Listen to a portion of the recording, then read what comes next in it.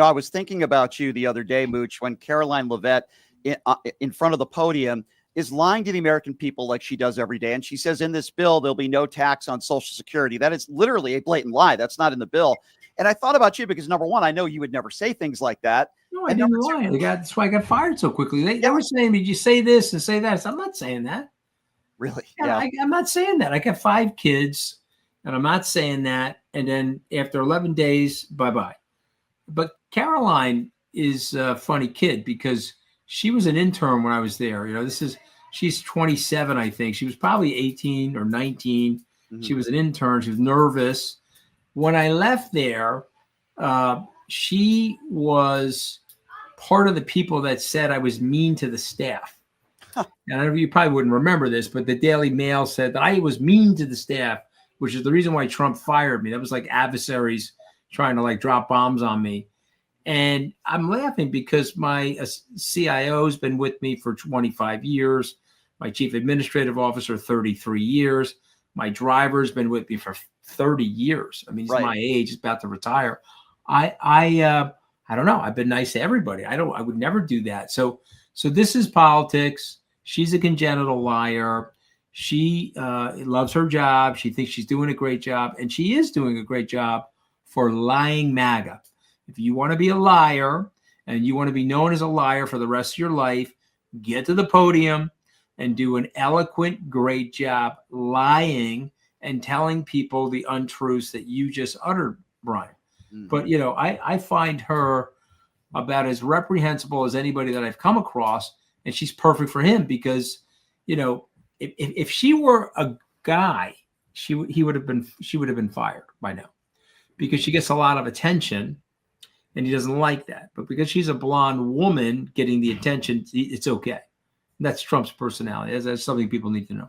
Why is it you think that Donald Trump cares so much about what everybody thinks about him? Like anybody that attacks him, anybody that says anything negative about him, he'll go after. It could be a TV host. It could be a politician. It could be somebody like yourself. I answered you, Brian. He's very insecure. Okay. Look what I say. He's tiny Trump. He's very, very insecure.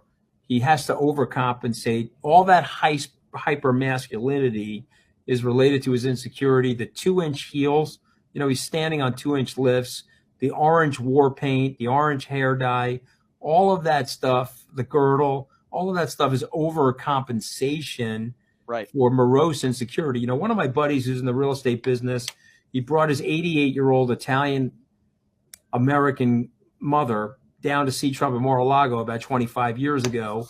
And Trump pulled up with 2 Ferraris, and she's 88 years old. She's a blue collar lady, spoke broken English, but she said, Donald, why are you so insecure? Okay. And we know the answer. He's a very tiny guy. He's tiny on the outside and his brain's tiny on the inside. And a result of which he's in the overcompensation business. And that's intimidating to a politician because politicians, they want to go on a radio show like this and they want to say pablum or nonsense so that there's no one offended by what they're saying. Trump's coming in as the orange wrecking ball. They don't know how to handle it. Yeah, no, but that's why he backed off. Once he started fighting with me and I hit him a few times, he stopped immediately because, what is he going to, Anderson Cooper was like, oh, you and Trump are in a verbal bar fight. I'm like, Anderson, this guy has never been in a bar fight. Okay. This is a mama's boy. Okay, he could have never lasted in my neighborhood. Okay, we would have smacked him around. His mother would have had to lock the front door. We would have gone to the back door and pulled him by his hair out of the house. He's just not a good guy. He's not a good guy. I know he's not a good guy. And let's stop following him around. He's a terrible leader for the country. Don't take us in a direction that all of us will hate if we go in that direction. And this is a country of love, not a country based on hate. This is an inclusive country and a united country. Probably a question you've been asked before, and then we'll get off Trump. But do you remember the last in-person conversation you had with him? Or maybe it was when you were leaving the White House and you were the communications director for a short period of time. I got fired after 11. Why do you think he pushed this bill? Was it to enrich himself and people that are close to him? Why do you think ultimately Donald Trump pushed this bill so fast? Why did he do this? I think Trump is a very smart guy. Trump wants to grift. Trump wants 2 things. There were 3 things that Trump wanted. Number one, he wanted to avoid jail. I always maintain this. If Biden went to Trump, with the governor of Georgia and Kathy Hochul, the governor of New York, Brian Kemp and Hochul, and said, these cases before you, we're going to make them go away.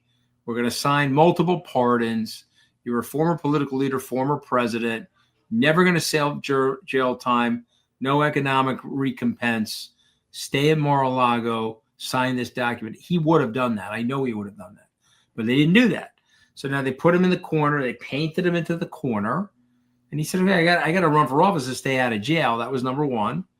And then if I'm going to run for office to stay out of jail, I want to make money and I want attention. I'm addicted to attention. I want to be on the top fold of the newspaper.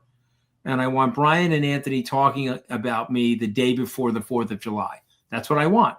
So in order to do that, I got to get the big, beautiful spending bill or the big, ugly spending bill out of the way so I can focus on the grift. Because he also knows that he's got about 18 months to go here. He is a decaying political asset. And don't forget what Musk said. Musk said, I'm going to be around for 40 years. You're going to be around for 4 years. But the truth of the matter is Musk got that wrong. He's going to be around for 18 months. Because once he gets through the midterms, he is a decaying political asset. He's going to lose his power. Now, he could try to stop an election. He could try to declare martial law. Yeah. I don't see those things happening in this country because I think even people that support him right now, and it's not, is it 50% of the people? Let's say it's 50. Let's give him the benefit of that. Say it's 51% of the people. It's 85-15 on martial law, 85-15.